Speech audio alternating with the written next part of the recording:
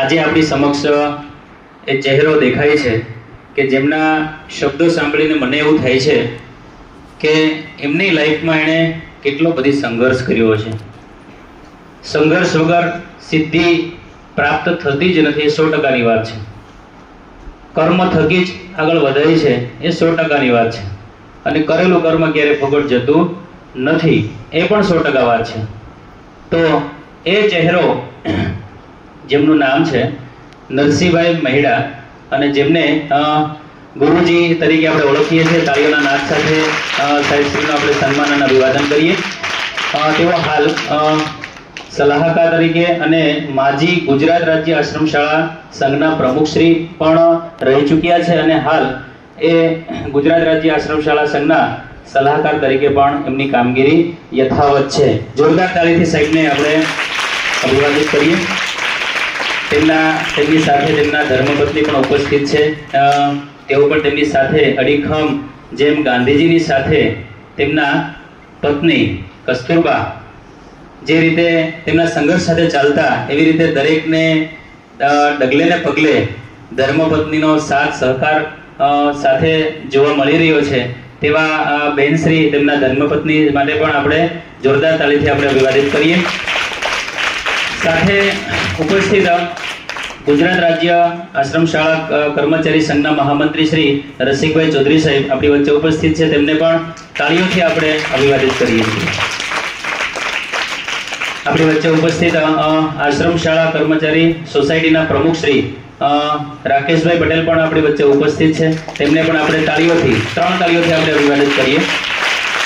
અને આપણી શાળાના આચાર્ય શ્રી યોગેશભાઈ ગામી, તેમને પણ અભિવાદન એટલા માટે કરવા જોઈએ, હું પછી વાત કરું.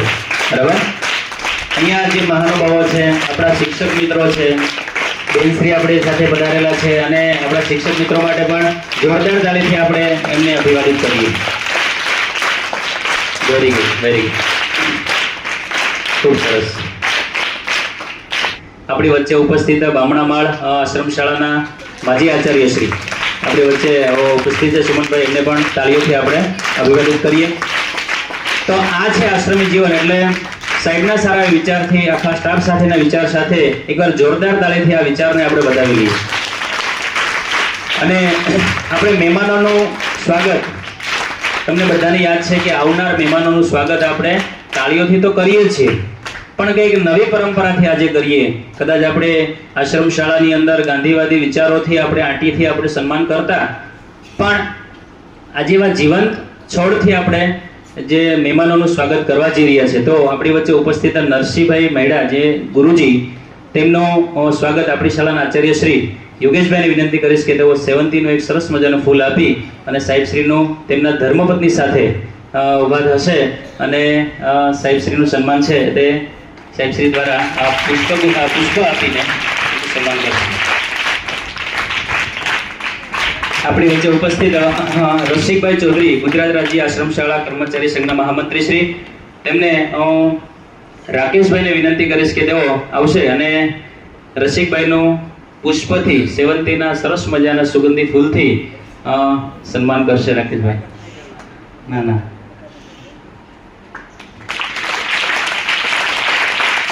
સરસ, આભાર સાહેબ. આપણી વચ્ચે ઉપસ્થિત સુમનભાઈ, જેઓની હર હંમેશને માટે માર્ગદર્શન છે તે હંમેશને માટે આપણને મળતું રહે છે, અને વડીલ તરીકે પણ એ ખરેખર જ્યારે કંઈ કાર્યક્રમ હોય ત્યારે માર્ગદર્શન એમનું હંમેશને માટે મળતું રહે છે. તો યોગેશભાઈને વિનંતી કરીશ કે તેઓ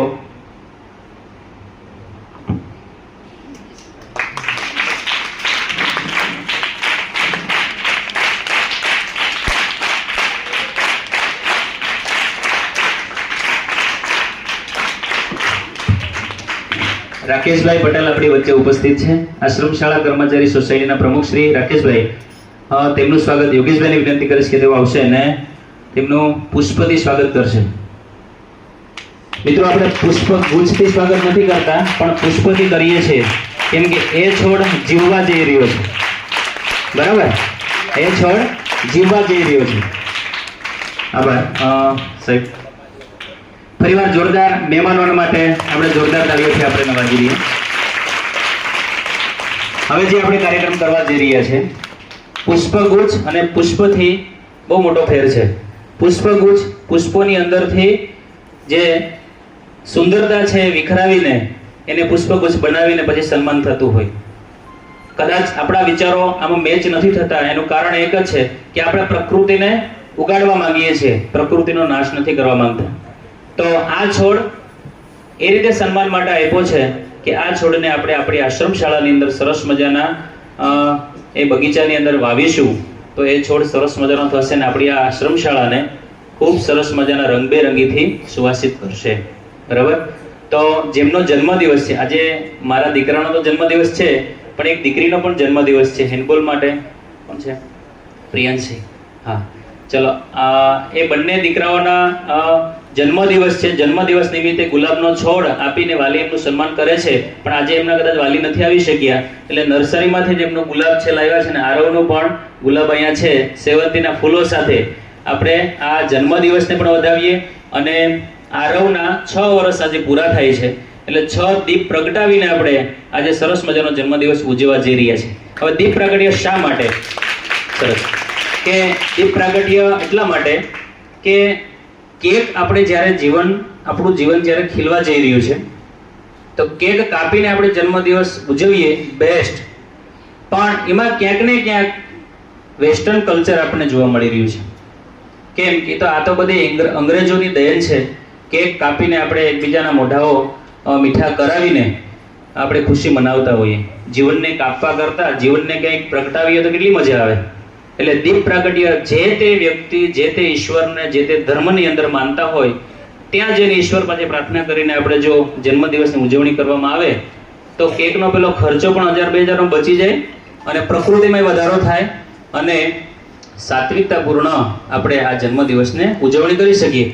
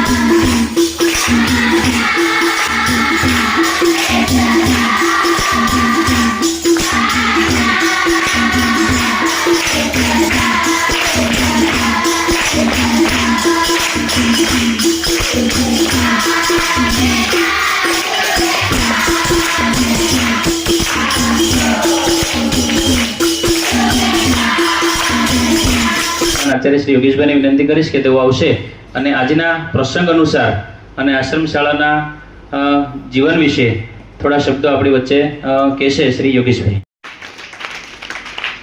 ભારત માતા કી. ખરેખર આજે આનંદનો દિવસ છે. ભરતભાઈના દીકરા આરવ અને દીકરીનો બર્થડે અને એમાં ઉપસ્થિત અમારા ગુરુજી અને હું કાયમ ગુરુજીને ખરેખર બહુ દિલથી અને મનથી ચાહતા આવ્યા છે અને આજના પાવન દિવસે ગુરુજીના ઉપસ્થિતમાં હું ખૂબ આનંદિત છું. કાર્યક્રમ ભરતભાઈએ સરસ મજાનો બર્થડેનો આજે રાખ્યો અને અમારા કાર્યક્રમમાં ગુરુજી ઉપસ્થિત છે. આપણી આશ્રમ શાળા છે એવી જ આશ્રમ શાળામાં ગુરુજી આચાર્ય તરીકે 58 વર્ષ સુધી કામ કર્યું અને 58 વર્ષ પૂરા થયા પછી પણ જે 400 આશ્રમ શાળાઓ છે આપણી ગુજરાત રાજ્યની એ 400 આશ્રમ શાળાનો બોજ એમ તો અત્યારે હલકો થઈ ગયો પણ પહેલા જે 2000ની સાલથી અમે જોતા આવ્યા હતા ને એમની ચિંતા હતી વારંવાર કે રસિકભાઈ આટલા વાગે આવી જાઓ ગાંધીનગર 2-3 દિવસ તો ત્યાં નાહી રહેવાના 2-3 જોડ કપડાં લઈને ત્યાં પડી રહેતા. આ 400 આશ્રમ શાળાના બાળકોની ચિંતા, શિક્ષકોને આચાર્યની ચિંતા તો એમની હતી પણ સૌથી વધારે ચિંતા જો હોય ને તો બાળકોની ચિંતા હતી. बुलंद इतना कि हर तकदीर से पहले खुदा अपने बंदे से पूछे कि बता बता तेरी रजा क्या है. ગુરુજીના પગલા તો એ પહેલા પડ્યા અહીંયા કારણ કે એક સપનું હતું કે સારી આશ્રમ શાળા આપણે બનાવવી છે.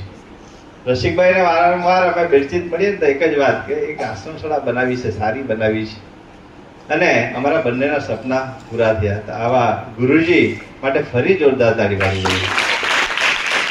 નમસ્કાર. આમાંથી મને કોઈ ઓળખતું નથી. છેતરવાના ધંધા છે તમારા બધા. ખરેખર ઓળખે કેટલા જણા ઓળખે? ચાલો, ખૂબ સરસ. મૂકી દો. અત્રે ઉપસ્થિત અમારા ગુરુજી, એમના ધર્મપત્ની, આ શાળાના આચાર્ય યોગેશભાઈ, સગુણાબેન, મારા પરમ મિત્ર રાકેશભાઈ, ભરતભાઈ અને એનો તમામ સ્ટાફ, અને વહાલા બાળકો, અને આજે જેમના માટે આપણે બધા ભેગા થયા દિવસ છે કે આજે જન્મદિવસ ઉજવવા માટે ભરતભાઈ નવો રસ્તો, નવી રાહ ચીંધી કહેવાય બધાને. આપણે પણ એવું જ કરીએ ને. તમને આજે આ જુવાન ડોસલો અમારો છે, ડોસલો નહીં કે પણ જુવાન યંગ, અમને છે ને ચાલવામાં ધીરા પાડી નાખે. આ ભરતભાઈ છે ને, એ ભરતભાઈ આજે મેં લઈ જવા છે, નહીં રાખવાના. શું કામ? અહીંયા તો યોગેશભાઈ છે, સગુણાબેન છે અહીંયા તો. પણ હવે જેમ અમને ગુરુજીએ તૈયાર કર્યા તેમ ભરતભાઈને બધી આસોસામાં મોકલવાના ને અમારે. કઈ ચાલે નહીં. હવે મેં આજે ઓર્ડર કરી દેમ. આવતીકાલથી ભરતભાઈ વાંકલા આવશે, પછી ચુનાવાડી જશે, પછી ચાલ તમારી આટલી મોટી બૂમ છે ને એટલે હવે નથી લઈ જવાના. સગુણાબેન ને લઈ જવા, સગુણાબેન ને. ચા તો ગુરુજી કહે કે ના પાડતા છે કે હવે અહીંયા જ રાખીએ. પણ આ ગુરુજી આજે આશ્રમના તમે જેમ છો ને એવી રીતે એક એક વસ્તુથી માહિતગાર છે. રાકેશભાઈને વિનંતી કરીશ કે તેઓ આવશે અને બાળકોને થોડા આશ્રમી જીવન વિશે થોડા શબ્દ કહેશે. શ્રી રાકેશભાઈ. નમસ્કાર મિત્રો, ગુડ ઇવનિંગ.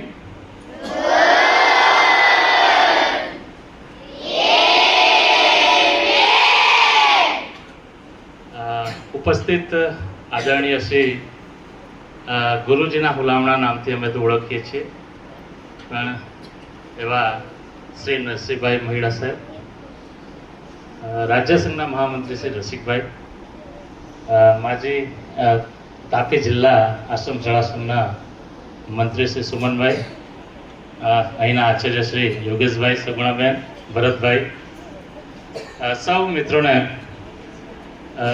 નમસ્કાર.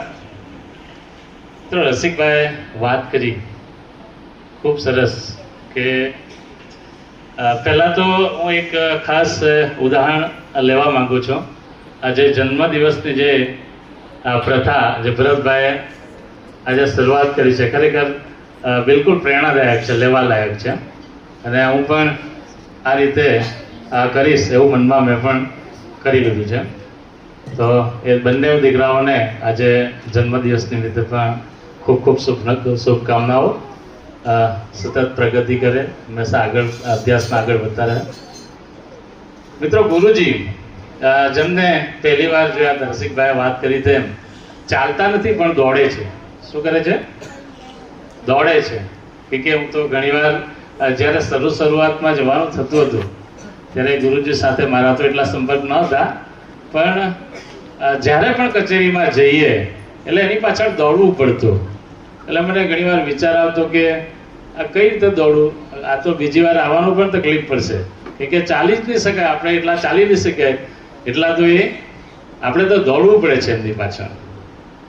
ભાઈ રસિકભાઈ, સગુણાબેન, સ્ટાફ મિત્રો, આચાર્ય ભાઈ યોગેશભાઈ, ભાઈઓ, બહેનો, બાળકો, પ્રથમ તો દીકરા દીકરીને મારા ખૂબ ખૂબ અભિનંદન કહો, આશીર્વાદ કહો. ખૂબ તંદુરસ્તીથી સારું જીવન જીવે, ખૂબ પ્રગતિ કરે એવી મારી ભગવાનને પ્રાર્થના છે. આ અંગે જે વ્યવસ્થા યોગેશભાઈ ને ભરતભાઈ અને સ્ટાફે કરી એ બદલ એમને હું ધન્યવાદ આપું છું. કે ચોકલેટને સાઈડ કરીને પ્રકૃતિને આગળ ધરી અને તમને સુવાસ મળે એ વ્યવસ્થા કરી. કોઈ ગરીબ વિદ્યાર્થીઓને પણ ખોટું ન લાગે અને પ્રસંગ સચવાઈ જાય એ વાત બી જરૂરી હતી અને એ પ્રમાણે એ કર્યું. ખાસ વાત તો મારે એટલી કે તમે ખૂબ નસીબદાર છો કે ભરતભાઈ જેવા 2-4 બીજા મળી જાય ને તો જોવાનું નહીં. સમાજ કુટુંબ છોડીને, સારી નોકરી છોડીને તમારી સાથે જીવન જીવવા આવ્યા. તમને લાભ થાય. મારા મતે હું એમને પણ કહું કે તમને પણ લાભ થાય છે. એ પાછલા જીવનમાં એમને ખબર પડશે કે પેલા આમ કહેતા હતા તો વાત સાચી કે જૂઠી હતી જ ખબર પડે. એટલે હું તો એમનો આભાર માનું છું. મોટો શબ્દ કાઢું છું. મા બાપને પણ બાળકો ભૂલી જાય અને એમના ભણતરમાં આગળ વધે એમાં ખૂબ સરસ રસ્તો પાકો થાય અને બરો મળે. રહી વાત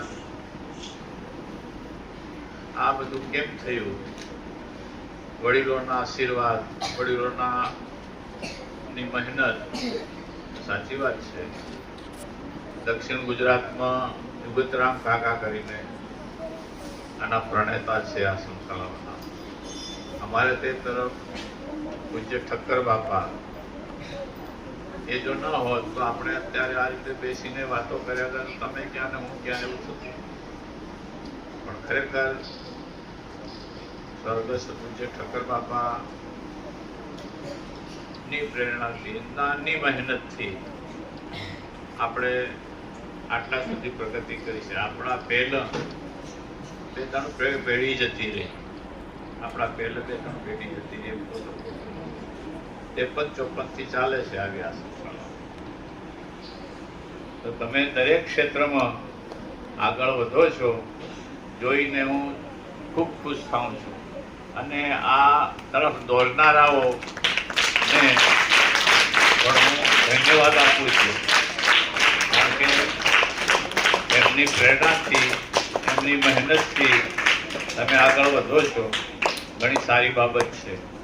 હું તો એટલું ઈચ્છું કે તમે બધા ખૂબ ભણો. બીજું એકે વાત નહીં. તમારે બધી જ પ્રવૃત્તિઓ કરતે બધી જ આવડત તમારી પાસે લગભગ આવી ગઈ છે એમ કે તો ખોટું નથી. પૈસા લેવા માટે આવવા જેવું છે. આ લોકોની બેંક બહુ મોટી છે કે જરૂર પડે દાન લેવા તો અહીંયા આપણે ફોન કરજો. થોડા આપશો કે? એના મુખ્ય વિશેષતા તો એ છે કે અહીંના છોકરાઓ યાદ બી કર્યું. જાતે જ બેંકમાં જાતે જ લેવડ દેવડ કર્યા લોકો. અને સરસ મજાનું કેસર તેનું લોકેશન આપણે જોઈએ ઓફિસમાં તો બહુ સરસ છે. આખા ઓપરેટિંગ વિદ્યાર્થીઓ જ કરે. મેં એ વાત કરી બધી જ રીતે તમારી સગવડને, તમે વ્યવસ્થા, તમે સંસ્કારથી માંડીને બધી કલા સંસ્કૃતિ બધેથી પાવરફુલ છો. તમે આગળ વધો છો. ભણવાની એક જ બાબત રહી એમાં ખૂબ આગળ વધો. તે બધું હાથે જોડાશે. એટલે એમની ખૂબી કે બેંક એવી બનાવી કે એનો પાસવર્ડ થી માંડીને બધું બેંકની સિસ્ટમ થી પરચી બરચી બધું જાતે ફોર્મ ભરવાનું, જાતે પૈસા લેવાના, જમા કરવાનું, વાલીઓ જમા કરાવી જાય.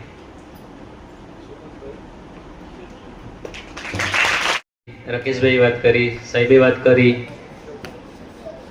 એક જ નિચોડ આવે કે વડીલો ની છત્રછાયા ન હોય ને તો આ શક્ય જ નથી.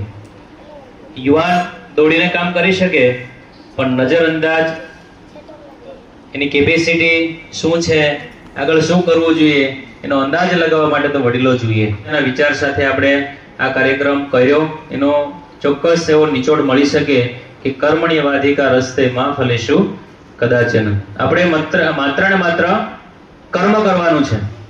ફળની ચિંતા કોને કરવાની છે? ઈશ્વરની. ઈશ્વર આપણને ફળ આપવું જ પડે. આપણી બેંક આપણા કર્મરૂપી સારી બેંક હોય તો એને આપવું જ પડે. સાહેબે સરસ મજાની બેંકની પણ વાત કરી કે યોગેશભાઈ અને સગુણાબેન સારા એવા આ વિચારથી, આખા સમગ્ર સ્ટાફના વિચારથી એક વિચાર આવ્યો કે સાહેબને કે ઘણીવાર છોકરાઓ પૈસા ખોઈ નાખે, વાલી આવે તો પેલા ડબ્બામાં કે મૂકે, લોકરમાં મૂકે તો એકબીજા બાળકોને કદાચ ખ્યાલ આવે તો એ કદાચ ચોરી પણ થઈ જતા હતા. ક્યારેક ખોવાઈ જાય તો બાળકો જમા પણ હાલમાં કરાવે છે, એમના માટે પણ અમે ઇનામ રોજ આપીએ છીએ. એને પ્રોત્સાહિત એક રૂપિયો પણ આપે મેદાનમાંથી પડેલો તો એના માટે એક સરસ મજાનો ગલ્લો બનાવેલો છે, એ પણ વિદ્યાર્થીને સ્ટેશનરીમાં ઉપયોગ થાય છે.